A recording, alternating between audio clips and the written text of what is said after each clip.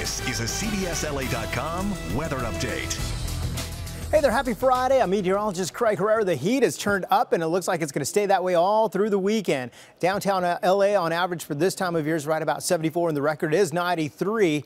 Tomorrow is going to be the hottest day. In fact, high pressure is really starting to set up and we're going to warm up a good 10 to 20 degrees as we go through Friday afternoon. And then on Saturday, we had a few more degrees thanks to this high pressure here. Storm track is going to go up and over us and we will be pretty toasty, especially away from the coast, but beautiful along the coast. Lots of 70s.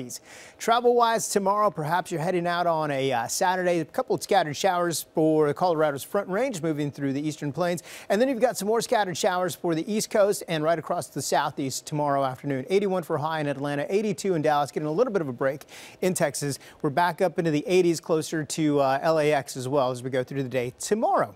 Overnight lows will continue to sit in the mid and upper 50s for overnight lows, so a rather warm and clear start to your Saturday. Highs on Saturday were near 100 for parts of the San Fernando Valley, places like Woodland Hills, of course, Northridge, 97, 98 degrees. Simi Valley tomorrow, 93. We've got about 95 in Santa Clarita, and the Basin is going to sit close to 90. Right along the coast, mostly mid and upper 70s. Through the San Gabriel Valley, you've got lots and lots of mid 70s. And then the Inland Empire tomorrow is going to be closer to 100.